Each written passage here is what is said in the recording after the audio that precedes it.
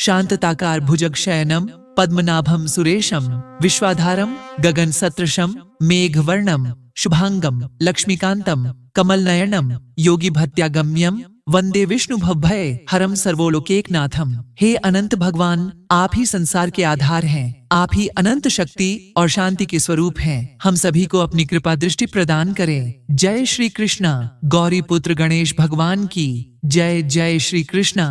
हिंदू धर्म में भगवान श्री हरि विष्णु को सृष्टि का संचालक माना गया है, तो वहीं भगवान गणेश सभी देवताओं में प्रथम पूज्य हैं। आज भाद्रपद मास के शुक्ल पक्ष की चतुर्दशी तिथि है, जिसे अनंत चतुर्दशी के नाम से जाना जाता है, और यह पवित्र दिन भगवान विष्णु और भगवान गणेश को समर्पित होता है। आज के दिन भगवान विष्णु और भगवान गणेश की पूजा करने से तथा अनंत चतुर्दशी की व्रत कथा और श्री गणेश विसर्जन की कथा को सुनने से सभी मनोकामनाएं पूर्ण हो जाती हैं एवं धन संपत्ति, सुख, संपदा और संतान की कामना की पूर्ति होती है। इसीलिए कहते हैं हरि अनंत, हरि कथा अनंता। तो आज मैं आपको सुना रही हूँ अनंत चतुर्दशी की बड़ी ही दुर्लभ कथा। तो इन कथाओं को बड़ी ही श्रद्धा भाव और प्रसन्न चित्त मन से पूरा अवश्य सुनिएगा। एक बात का विशेष ध्यान रखिएगा, व्रत कथा को आधा अधूरा बीच में ना छोड़ेगा। श्री कृष्ण कहते हैं जो भी कथा को आधा अधूरा बीच में छोड़ना है उसे घोर नरक की प्राप्ति होती है। इसलिए निवेदन करते हैं कथा को पूरा सुने। उससे पहले हम सभी मिलकर अनंत भगवान से प्रार्थना करें। हे अनंत भगवान, यदि व्रत पूजा या स्मरण करते समय या कथा श्रवण करते समय हमसे कोई भूल चूक हो जाए तो कृपया अपनी करुणा से क्षमा प्रदान करें। आपकी शरण में आया यह भक्त केवल आपके अनंत नाम का ही आश्रय चाहता है। एक बार शौनक आदि 88,000 ऋषियों के निवेदन करने पर श्री सूत जी बोले कि पहले गंगा किनारे धर्म में तत्पर रहने वाले धर्मराज ने राजस्व यज्ञ प्रारंभ कर दिया। अपने चारों भाई और श्री कृष्ण के साथ युधिष्ठिर जी ने अनेक रत्नों से सुशोभित यज्ञशाला बनाई, जिसमें बहुत सारे मोती माणिक्य लगाए गए। उनसे वह इंद्र के घर जैसी लगती थी। बड़े प्रयत्न से यज्ञ के लिए राजाओं को इकट्ठा किया। हे राजन, उस समय गांधारी का पुत्र दुर्योधन यज्ञशाला को आता था। भवन कुछ इस प्रकार सजा था कि जहां पर पृथ्वी को देखने से ऐसा लगता था मानो आंगन में पानी भरा है। दुर्योधन उसमें कपड़े ऊंचे करके धीरे धीरे चलने लगा, लेकिन जहां पर पानी था वहां पर वह धरती का बोध करके उसमें गिर गया। यह सब देखकर द्रौपदी आदि सुंदरियां, राजा, ऋषि, मुनि आदि ने उसका उपहास किया, उस पर खूब हंसे। दुर्योधन भी सामान्य नहीं था, उसे भी क्रोध आ गया और वह रुष्ट होकर मामा के साथ अपने राज्य को चला गया। वह अपने तिरस्कार से बहुत आहत था। उस समय शकुनी उससे मीठे मीठे वचन बोला कि हे राजन, क्रोध छोड़, आगे अब भी और बड़े कार्य करने हैं। हमारे पास ऐसे पासे हैं जो आपके अनुकूल ही अंक देंगे। इससे हम जुआ से सभी राज्यों को जीत सकते हैं। अभी यज्ञशाला चले। शकुनी के इस प्रकार समझाने पर वह वापस यज्ञशाला में आया। यज्ञ के पूरा होते ही जब सब राजा अपने अपने राज्य में चले गए, तब दुर्योधन भी चला गया। उधर दुर्योधन ने हस्तिनापुर में आकर अपनी बनाई योजना के अनुसार पांडवों को बुलाकर जुआ खेलना प्रारंभ किया और दुर्योधन ने छल से सारा राज्य जीत लिया। निष्पाप पांडव भी जुए से जीत लिए गए। इसके बाद वे वन में भटकने लगे। इस वृतांत को जानकर चारों भाइयों के साथ युधिष्ठिर महाराज को देखने की इच्छा से जगदीश्वर कृष्ण उपस्थित हुए। सूत जी बोले कि वनवासी दुखों के सताए पांडवों ने महाप्रभु श्री कृष्ण को देखकर उनके चरणों में मस्तक झुकाया। तब धर्मराज जी बोले कि हे केशव, मैं भाइयों के साथ बहुत दुखी हूँ। इस अनंत दुख सागर से हमारा कैसे पीछा छूटे? किस देव की पूजा करने से मैं वापस अपने श्रेष्ठ राज्य को पा सकूंगा? क्या मैं कोई व्रत करूं जो आपकी कृपा से हम सभी का कल्याण हो जाए? यह सुनकर श्री कृष्ण बोले कि सब पापों का नाश करने वाला पवित्र एक अनंत व्रत है। हे युधिष्ठिर, वह स्त्री और पुरुषों के सभी कामों को पूर्ण करने वाला है। वह भाद्रपद शुक्ल पक्ष की 14 के दिन होता है। उसके करने मात्र से सभी पाप नष्ट हो जाते हैं। यह सुनकर युधिष्ठिर जी बोले कि हे प्रभु, आपने अनंत यह क्या कहा?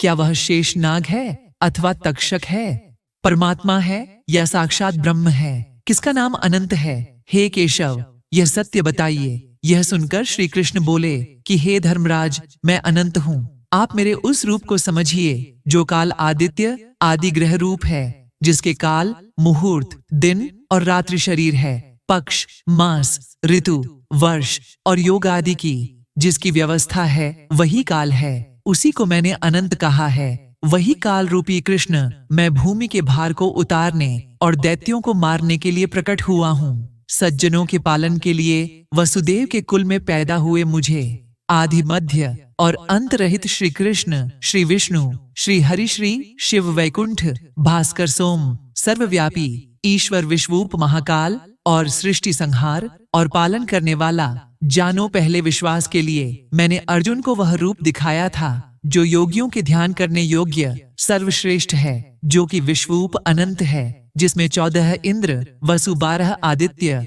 और 11 रुद्र हैं। 7 ऋषि, समुद्र, पर्वत, सरित, ध्रुव, नक्षत्र, दिशा, भूमि, पाताल और भूरभुव आदिक हैं। युधिष्ठिर, इसमें संदेह मत करो, यह करने लायक व्रत है। तब युधिष्ठिर महाराज ने फिर से पूछा, हे मधुसूदन, इस व्रत के महत्व और विधि का भी वर्णन कहिए। इसका पुण्य फल, दान और पूजन क्या है? पहले किसने इसे किया और मनुष्य लोक में यह व्रत कैसे आया? यह सब अनंत व्रत का विषय विस्तार पूर्वक बताइए। तब श्री कृष्ण बोले कि हे धर्मराज, पहले सतयुग में एक सुमंतु नामक वशिष्ठ गोत्री ब्राह्मण थे। हे राजन, उन्होंने भृगु की दीक्षा नामक पुत्री के साथ विवाह किया था। उस पत्नी से उन्हें एक अमित उच्च लक्षणों वाली सुशीला नाम की कन्या पैदा हुई। अब वह कन्या बड़ी होने लगी। कुछ समय के बाद कन्या की मां ज्वर के दाह से पीड़ित होकर नदी के ही किनारे अमर होकर स्वर्ग चली गई, क्योंकि वह पतिव्रता थी। हे राजन, सुमंतु ने कन्या के लालन पालन के लिए दूसरा विवाह कर लिया, लेकिन दूसरी पत्नी के चरित्र अच्छे नहीं थे।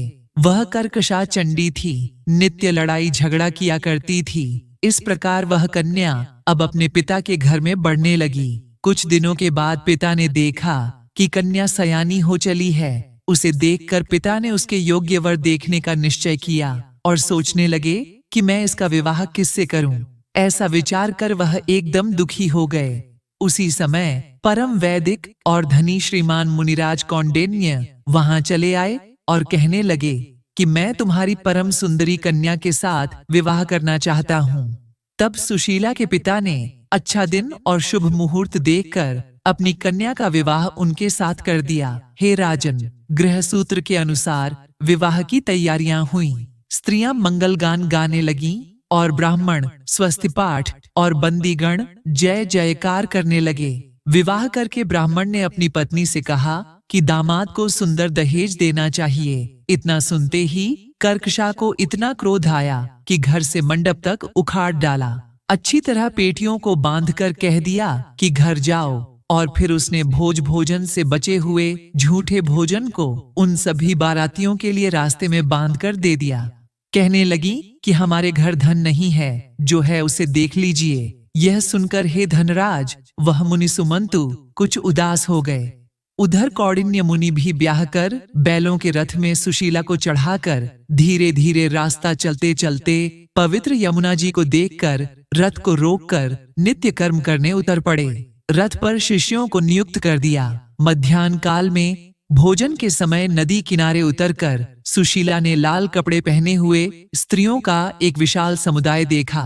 वह अनंत चतुर्दशी के दिन भक्ति भाव के साथ जनार्दन देव की पूजा कर रही थी। उनके साथ जाकर सुशीला ने धीरे से पूछा, हे सुयोग्यों, यह मुझे बताइए कि कौन सा व्रत है। तब वे सब सुशीला से बोली, यह अनंत व्रत है, इसमें अनंत की पूजा होती है। सुशीला बोली कि मैं भी उस उत्तम व्रत को करूंगी। इसका विधि विधान क्या है, किसकी पूजा होती है? स्त्रियां कहने लगीं, हे शीले, एक प्रस्थ अच्छा अन्न होना चाहिए, जो कि उसकी वस्तु बने। उसका पुल्लिंग का नाम हो, जैसा कि मोदक नाम है। आधा ब्राह्मण को दक्षिणा के साथ दे दें और आधा अपने खाने के लिए रख लें। नदी के किनारे श्रद्धा के साथ इसका पूजन करना चाहिए। कुशाओं का शेष बनाकर बांस के पात्र पर रखना चाहिए। स्नान कर मंडल पर धूप, दीप, गंध, पुष्प और अनेक तरह के पकवानों के साथ तैयार किए नैवेद्य से अनंत की पूजा करनी चाहिए। उसके आगे कुमकुम, कांगा हुआ 14 गांठों का डोरा रखकर पवित्र गंध आदि से उसकी पूजा करें। इसके पीछे पुरुष के दाएं हाथ और स्त्री के बाएं हाथ में उसे बांधना चाहिए। इस डोरे को हाथ में बांधकर भगवान की इस कथा को सुने। विश्वरूप नारायण अनंत भगवान का ध्यान करके भोजन आचमन कर फिर अपने घर जाना चाहिए। हे भद्रे, मैंने तुम्हें यह व्रत कह दिया। तब श्री कृष्ण भगवान धर्मराज युधिष्ठिर को आगे बताते हुए कहने लगे, हे राजन, प्रसन्न हुई सुशीला ने भी हाथ में डोरा बांधकर व्रत किया। रास्ते में चलने वालों के लिए वह जो भोजन लाई थी उसमें से आधा ब्राह्मण के लिए दिया और आधा स्वयं ने ग्रहण किया। उसके बाद बैलों के रथ में बैठकर बड़ी ही प्रसन्नता के साथ वह पति के साथ घर चली गई। थोड़े ही समय के बाद उसे उस व्रत पर विश्वास हो गया कि इसी अनंत व्रत के प्रभाव से उसके घर में बड़ा भारी गोधन हो गया है। धन धान्य के साथ घर लक्ष्मी से भरपूर हो गया है। वह अतिथि पूजन में आकुल व्याकुल हुई अच्छी लगती थी और मुक्ता माणिक छड़ी हुई पूजनीय और मुक्ताहार से विभूषित रहा करती थी। देवांगनाओं की तरह संपन्न और सावित्री की तरह सुशोभित हो रही थी। घर में पति के समीप ही सुखी होकर वह विचरा करती थी। एक दिन वह अपने पति के समीप बैठी हुई थी। उसके हाथ में बंधा हुआ डोरा मुनि ने देखा और पूछा, यह डोरा क्यों धारण किया है? सत्य बोलो। तब सुशीला बोली कि जिसकी कृपा से धन धान्य आदि सभी संपत्तियां मनुष्य पाते हैं, वही अनंत मैंने धारण कर रखा है। सुशीला के इन वचनों को सुनकर धन में अंधे हुए उस ब्राह्मण ने निंदा पूर्वक कहा कि यह क्या अनंत अनंत लगा रखा है, अनंत क्या होता है? ऐसा कहकर उन्होंने मूर्खतावश उस अनंत को तोड़ डाला और उस पापी ने उसे दहकती आग में डाल दिया। सुशीला हाय हाय कहकर भागी और उस अनंत सूत्र को उठाकर दूध में डाल दिया। अब उनके घर में दरिद्रता ने डेरा डाल लिया और उनका सारा गोधन चोर चुरा कर ले गए। घर जल गया, धन चला गया। जैसे घर में आया था वैसे ही वह सारा धन अनायास ही चला गया। स्वजनों से कलह और भाइयों से फटकार मिलने लगी। अनंत की निंदा करने के कारण घर में घोर दरिद्र आ गया। भगवान श्री कृष्ण कहते हैं, हे युधिष्ठिर, अब उसके साथ कोई बात भी नहीं करता था। शरीर से संतप्त और मन से दुखी रहा करता था। परम वैराग्य को प्राप्त हो वह अपनी पत्नी से बोला कि हे सुशीले, एकदम यह शोक का कारण कहाँ से पैदा हो गया जिससे हमें दुख और सब धन का नाश हो गया है।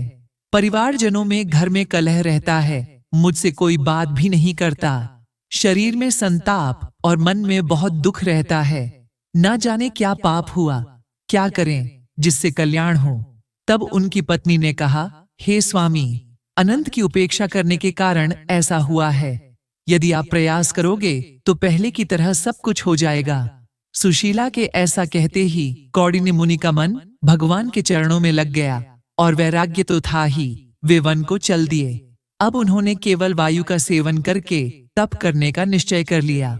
मन में यही एक बात थी कि भगवान महाप्रभु अनंत को कब देखूंगा, जिनकी कृपा से संपन्न हुए और जिनकी निंदा करने से सब धन चला गया, वही मुझे सुख और दुख दोनों देने वाला है। ऐसा ध्यान करते हुए रास्ते में जो भी मिले सभी से अनंत का पता पूछते हुए वन में भटकने लगे। आखिरकार निराश होकर उन्होंने अपने प्राण त्याग देने का निश्चय किया। हे युधिष्ठिर, जैसे ही उन्होंने अपने गले में फंदा लगाया तब तक कृपालु अनंत देव प्रकट हो गए। वृद्ध ब्राह्मण के रूप में उससे बोले कि यहाँ से आओ। दायां हाथ पकड़कर गुफा में ले गए। वहां दिव्य पुरुषों और स्त्रियों वाली अपनी पूरी उन्हें दिखाई। वहां पर दिव्य सिंहासन पर विराजमान शंख, चक्र, गदा, पद्म और गरुड़ से सुशोभित विश्वरूप अनंत को दिखा दिया, जो कि अनंत विभूतियों के भेद से विराजमान अमित बलशाली कौस्तुभ से सुशोभित और वनमाला से विभूषित देवेश अपराजिता अनंत को देखकर वंदना करते हुए जोर जोर से जयकार करके कहने लगे कि मैं पापी हूँ, पाप कर्म करने वाला हूँ, आप रूप और पाप से ही पैदा हुआ हूँ। हे पुण्यिका, मेरी रक्षा करो, मेरे सब पापों को हरने वाले बन जाओ। आज मेरा जन्म सफल हो गया, जीवन सुखी बन गया। आज आपके चरणों में मेरा माथा भौरा बन गया। यह सुनकर अनंत देव प्रेममय वाणी से बोले, हे ब्राह्मण, डरो मत, जो मन में हो वह कहो। तब कौंडिल्य मुनि बोले कि माया और भौतिक अभिमान में आकर मैंने आपका डोरा तोड़ डाला था। उसी पाप के कारण मेरी विभूति नष्ट हो गई। स्वजनों के साथ घर में लड़ाई रहती है, मेरे साथ कोई बात नहीं करता। इसी दुख से मैं वन में आपको देखने के लिए चला आया। आपने कृपा करके मुझे दर्शन दिए। वह जो आपके डोरा तोड़ने का मुझसे पाप हुआ, हे प्रभु, अब उसकी शांति भी मुझे बता दीजिए। यह सुनकर अनंत देव कौंडिल्य मुनि से बोले कि आप अपने घर जाइए, देर मत कीजिए। वहां भक्ति के साथ 14 वर्षों तक अनंत का व्रत करें। सभी पापों को मिटाकर फिर तुम उत्तम सिद्धि प्राप्त कर सकोगे। पुत्र पौत्र पैदा कर, चाहे वे भोग, सभी प्राप्त होंगे। अंत काल में मेरा स्मरण करके निश्चय ही मुझे पाओगे। एक और वरदान मैं तुम सब लोगों के कल्याण के लिए देता हूँ। इस कथा और सुशीला के व्रत की बातों को जो मनुष्य इस शुभ व्रत को करता हुआ करेगा, वह मनुष्य पापों से मुक्त होकर परम गति को पालेगा। हे ब्राह्मण, जिस शीघ्रता से तुम घर से आए थे, अब उसी तरह से अपने घर को जाओ। ऐसा कहकर भगवान अनंत वहीं अंतर्ध्यान हो गए और अब यह सब उन कौंडिल्य मुनि के लिए एक स्वप्न सा हो गया। सब कुछ देखकर वह अपने घर वापस चले आए।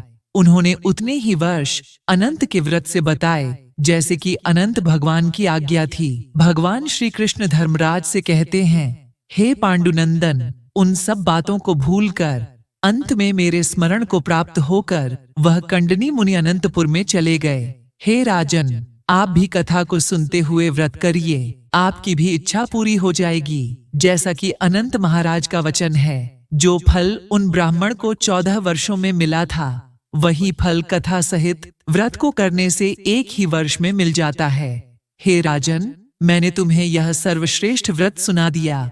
इस व्रत के करने से सब पापों से मुक्त हो जाते हैं, इसमें संदेह नहीं। जो कथा कहते हुए को सुनते हैं और पढ़ते हैं, वे सब पापों से छूटकर भगवान के पद को पहुंच जाते हैं। जो शुद्ध बुद्धि वाले मनुष्य संसार रूपी गहन अंधकार में सुखपूर्वक विचरना चाहते हो, वे तीनों लोकों के अधिपति अनंत देव की पूजा कर दाएं, हाथ में अनंत का डोरा बांधते हैं। कथा समाप्त हुई। सभी प्रेम से बोलिए, अनंत भगवान की जय, अनंत चतुर्दशी व्रत की जय। गणेश विसर्जन के पीछे महर्षि वेदव्यास से जुड़ी एक बेहद प्रसिद्ध पौराणिक कथा है। कहते हैं, जब महर्षि वेदव्यास ने महाभारत की रचना के लिए भगवान गणेश का आह्वान कर उनसे महाभारत को लिपिबद्ध करने की प्रार्थना की, तो भगवान ने इसे स्वीकार कर लिया। लेकिन प्रार्थना को स्वीकार करने के बाद गणेश जी ने महर्षि वेदव्यास के सामने एक शर्त रखी कि प्रण लो, मैं जब लिखना प्रारंभ करूंगा तो कलम को रोकूंगा नहीं। यदि कलम रुक गई तो लिखना बंद कर दूंगा। तब वेदव्यास जी ने कहा कि भगवान, आप देवताओं में अग्रणी हैं, विद्या और बुद्धि के दाता हैं, और मैं एक साधारण ऋषि हूँ। यदि किसी श्लोक में मुझसे त्रुटि हो जाए तो आप उस श्लोक को ठीक कर उसे लिपिबद्ध करें। इस तरह गणपति जी ने सहमति देते हुए महाभारत की रचना शुरू कर दी। दिन रात लेखन कार्य प्रारंभ हुआ। इतनी मेहनत से महाभारत की रचना कर रहे गणेश जी को इस कारण थकान तो होनी ही थी। इस महाग्रंथ की रचना करते समय उन्हें पानी पीना भी वर्जित था। अब धीरे धीरे गणपति जी के शरीर का तापमान बढ़ने लगा, लेकिन इसलिए वेदव्यास ने उनके शरीर पर मिट्टी का लेप किया और भाद्रपद माह के शुक्ल पक्ष की चतुर्थी को गणेश जी की पूजा की। मिट्टी का लेप सूखने पर गणेश जी के शरीर में अकड़न आ गई। इसी कारण गणेश जी का एक नाम पार्थिव गणेश भी पड्डढ़ा। 10 दिनों तक महाभारत का लेखन कार्य चला। जब अनंत चतुर्दशी को लेखन कार्य संपन्न हुआ तो महर्षि वेदव्यास ने देखा कि गणपति का शारीरिक तापमान फिर भी बहुत बड़ा हुआ है। गणपति के शरीर पर उन्होंने जो मिट्टी का लेप लगाया था जिससे उनका तापमान ना बढ़े, वो भी सूखकर झड़ने लगा। 10वां दिन था तो इसे देखते हुए वेदव्यास ने गणेश जी को पानी में डाल दिया।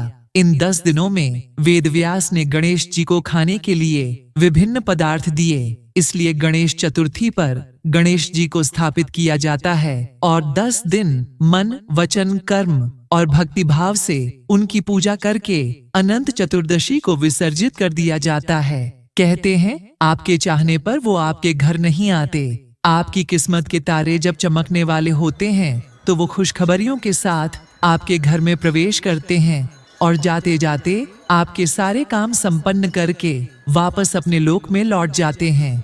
बोलिए गौरी पुत्र भगवान गणेश की जय।